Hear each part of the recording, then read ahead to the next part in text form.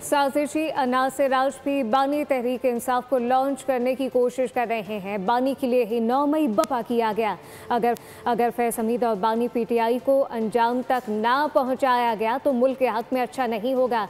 वजीर दिफा ख्वाजा आसिफ ने प्रोजेक्ट बानी की पूरी दास्तान सुना डाली। प्रोजेक्ट बानी पीटीआई, मंसूबा साज फैज हमीद, एजेंट इमरान खान। विफाकी वजीर दिफा ने पाकिस्तान मुखालिफ साजिश की दास्तान खुलकर कह दी। इंकशाफ किया कि यादगार शहदा का फसाद बानी की राह हमवार करने के लिए किया गया। ये इमरान खान का प्रोजेक्ट जो है आज से तकरीबन 10 साल 12 साल कबल नहायत जोर शोर के साथ स्टार्ट किया गया।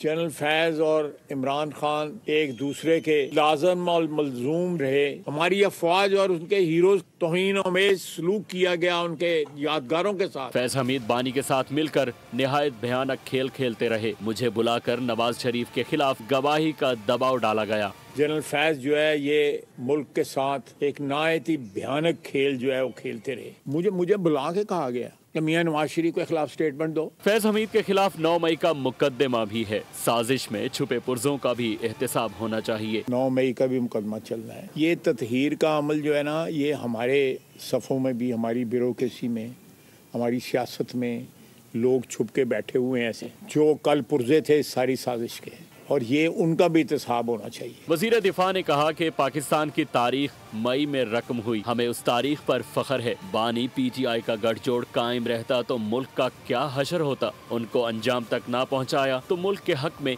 खैर साबित नहीं होगा। सब्सक्राइब करें और बेल दबाएं ताकि कोई खबर रह न जाए।